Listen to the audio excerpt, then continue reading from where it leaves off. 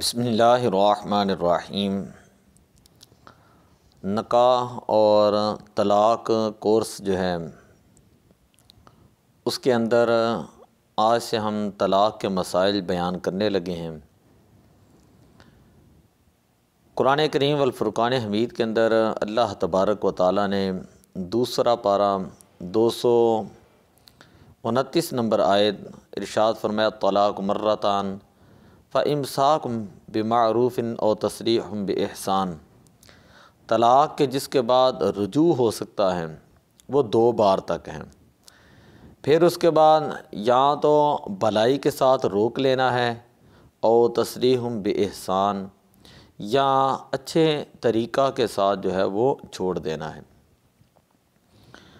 اگلی آیہ مبارکہ کے اندر اللہ تعالیٰ نے ارشاد فرمایا فَإِن طَلَّقَهَا فَلَا تَحِلُّ لَهُ مِن بَعْدُ حَتَّى تَنْكِحَ زَوْجًا غَيْرَهُ۔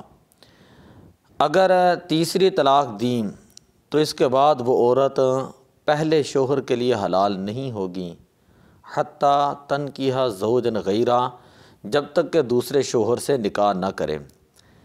فَإِن طَلَّقَهَا فَلَا جُنَاحَ عَلَيْهِمَا أَن يَتَرَاجَعَا۔ پھر اگر دوسرے شوہر نے اپنی مرضی کے ساتھ طلاق دے دیں، فَلَا جُنَاحَ عَلَيْهِمَا، اب ان دونوں کے اوپر کوئی گناہ نہیں کہ وہ دونوں آپس میں نکاح کر لیں۔ دوسرا شوہر طلاق دے دے تو اب وہ عورت پہلے خاوند کے ساتھ جو ہے وہ نکاح کر لے تو اس کے اوپر کوئی گناہ نہیں۔ ان ظنا ان یقیما حدود اللہ، اگر یہ گمان ہو کہ اللہ تعالیٰ کی حدوں کو حدود کو قائم رکھ سکیں گے۔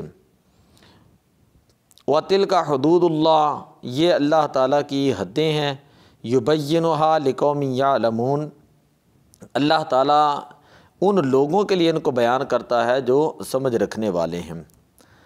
اس سے اگلی آیہ مبارکہ کے اندر اللہ تعالیٰ نے ارشاد فرمایا وَإِذَا طَلَّقْتُمُ النِّسَاءَ فَبَلَغْنَ أَجَلَهُنَّ، کہ جب تم عورتوں کو طلاق دو اور فَبَلَغْنَ أَجَلَهُنَّ، اور ان کی میعاد پوری ہونے لگے، فَأَمْسِكُوهُنَّ بِمَعْرُوفٍ أَوْ سَرِّحُوهُنَّ بِمَعْرُوفٍ، تو ان کو تم روک لو اچھے طریقے کے ساتھ، یا ان کو تم جو ہے وہ چھوڑ دو بھلائی کے ساتھ۔ وَلَا تُمْسِكُوهُنَّ ضِرَارًا لِتَعْتَدُوا، اور انہیں تکلیف پہنچانے کے لیے نہ روکو کہ حد سے اس صورت میں تم گزر جاؤ گے۔ وَمَن يَفْعَلْ ذَلِكَ فَقَدْ ظَلَمَ نَفْسَهُ، اور جو شخص ایسا کرے گا گویا کہ اس نے اپنی جان کے اوپر ظلم کیا۔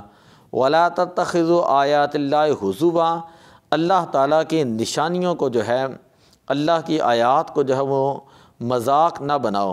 وَاذْكُرُوا نِعْمَتَ اللَّهِ عَلَيْكُمْ، اور اللہ تعالیٰ کو نعمتوں کو یاد کرو جو اس نے تمہارے اوپر کی۔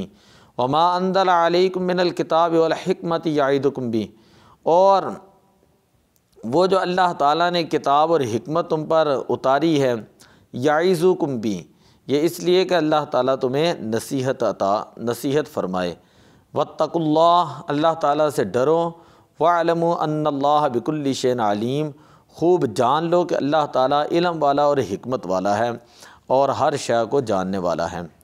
وَإِذَا طَلَّقْتُمُ النِّسَاءَ فَبَلَغْنَ أَجَلَهُنَّ، جب تم عورتوں کو طلاق دے دو اور ان کی میعاد پوری ہو جائے، فَلَا تَعْضُلُوهُنَّ أَن يَنكِحْنَ أَزْوَاجَهُنَّ إِذَا تَرَاضَوْا بَيْنَهُم بِالْمَعْرُوفِ، کہ تم ان عورتوں کے والیوں کہ انہیں شوہروں سے نکاح کرنے سے نہ روکو جبکہ آپس میں موافق شرع رضامند ہو جائیں۔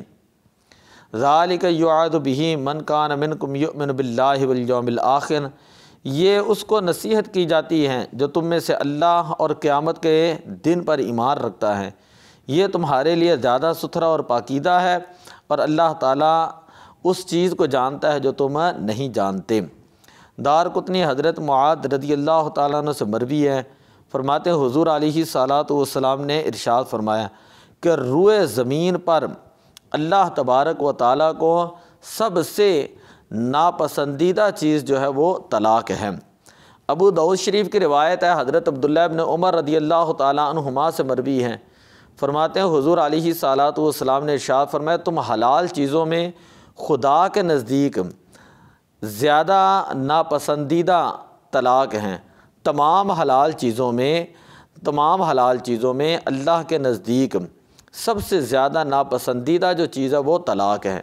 امام احمد جابر رضی اللہ تعالیٰ عنہ سے روایت فرماتے ہیں کہ حضور علیہ الصلاۃ والسلام نے ارشاد فرمایا کہ ابلیس اپنا تخت پانی پر بچھاتا ہے اور اپنے لشکر کو بھیجتا ہے، اور سب سے زیادہ مرتبے والا اس کے نزدیک وہ ہے کہ جس کا فتنہ جو ہے وہ سب سے بڑا ہوتا ہے۔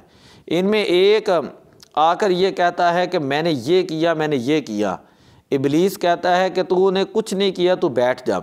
دوسرا آتا ہے اور کہتا ہے کہ میں نے مرد اور عورت کے درمیان جدائی ڈال دی۔ اب ابلیس اس کو اپنا قرب عطا کرتا ہے، قرب اپنے قریب کر لیتا ہے اور کہتا ہے کہ ہاں تو ہی میرے جو ہے زیادہ قریب ہے۔ ترمذی شریف کی روایت حضرت ابو ہریرہ رضی اللہ تعالیٰ عنہ سے حضور علیہ الصلاۃ والسلام نے ارشاد فرمایا کہ ہر طلاق واقع ہیں سوائے اس شخص کے کہ جس کی عقل جاتی رہی، یعنی مجنوں کی۔ امام ترمذی فرماتے ہیں حضرت ثوبان رضی اللہ تعالیٰ عنہ راوی ہیں، حضور علیہ الصلاۃ والسلام نے ارشاد فرمایا جو عورت بغیر کسی حرج کے شوہر سے طلاق کا سوال کرے اس پر جنت کی خوشبو حرام ہے۔ بخاری و مسلم حضرت عبداللہ ابن عمر رضی اللہ تعالیٰ عنہما سے روایت ہے، انہوں نے اپنی بیوی کو حیض کی حالت میں طلاق دے دی۔ حضرت عمر رضی اللہ تعالیٰ عنہ نے رسول اللہ صلی اللہ علیہ وسلم سے اس واقعے کو ذکر کیا۔ حضور علیہ الصلاۃ والسلام نے اس پر غضب فرمایا اور یہ ارشاد فرمایا کہ اس سے رجوع کر لو اور روکے رکھو یہاں تک کہ وہ پاک ہو جائے، پھر حید آئے اور پاک ہو جائیں، اس کے بعد اگر طلاق دینا چاہے تو طہارت کی حالت میں جماع سے پہلے طلاق دے۔ نسائی شریف کے اندر محمود بن لبین رضی اللہ تعالیٰ عنہ سے روایت ہے، حضور علیہ الصلاۃ والسلام کو یہ خبر پہنچی کہ ایک شخص نے اپنی بیوی کو 3 طلاقیں ایک ساتھ دے دیں۔ اس کو سن کر غصہ کے اندر حضور علیہ السلام کھڑے ہو گئے اور فرمایا کہ کتاب اللہ سے کھیل کرتا ہے، حالانکہ تمہارے اندر اللہ کے نبی ابھی موجود ہیں۔ امام مالک موطا میں روایت کرتے ہیں کہ ایک شخص نے حضرت عبداللہ ابن عباس رضی اللہ تعالیٰ عنہ سے پوچھا کہ میں نے اپنی عورت کو 100 طلاقیں دی ہیں، اب کیا حکم ارشاد فرماتے ہیں؟ تو آپ نے فرمایا تیری عورت کو 3 طلاقوں سے وہ بائنہ ہو چکی ہے، باقی 97 طلاقوں کے ساتھ تو نے اللہ تعالیٰ کی آیتوں کا جو ہے مذاق اڑایا ہے۔ نکاح سے عورت جو ہے شوہر کی پابند ہو جاتی ہے، اس پابندی کو اٹھا دینے کو طلاق کہتے ہیں اور اس کے کچھ الفاظ مقرر ہیں۔ اس کی 2 صورتیں ہیں، ایک یہ کہ اسی وقت نکاح سے باہر ہو جائے، اب اس کو جو ہے وہ طلاق بائنہ کہتے ہیں، اور دوسری صورت یہ ہے کہ عدت گزرنے پر وہ عورت جو ہے وہ مرد کے نکاح سے نکل جائے۔ طلاق دینا جو ہے وہ جائز جو ہے مگر بے وجہ شرعی ممنوع ہے، اور وجہ شرعی ہو تو مباح ہے۔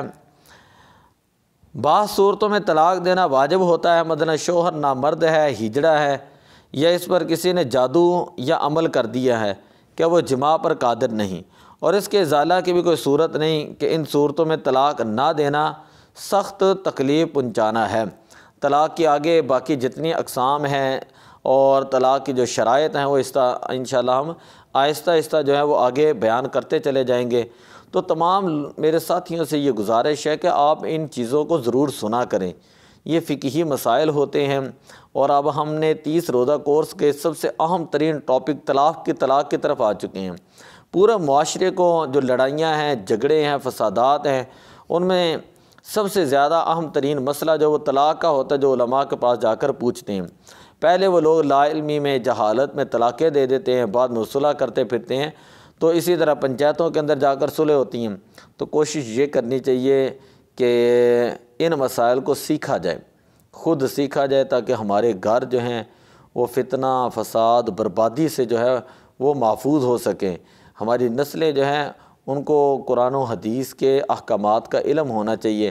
تو یہ انتہائی اہم ترین جو ہے وہ کورس ہیں، جو بڑی محنت کے ساتھ جو ہم کرا رہے ہیں، تو لہذا تمام احباب اس کو سنا بھی کریں اور دوسرے ساتھیوں تک بھی پہنچائیں کہ آپ کے لیے بھی یہ مسائل، نکاح کے مسائل، طلاق کے مسائل، پھر طلاق کی جو اقسام ہیں، پھر رجوع ہیں، پھر آگے ایلا ہے، زہار ہے، کفارہ ہے، تو یہ ساری صورتیں جو آگے ہیں تو یہ سارے انشاءاللہ ہم بیان کریں گے۔ دعا اللہ تعالیٰ عمل کی توفیق عطا فرمائے۔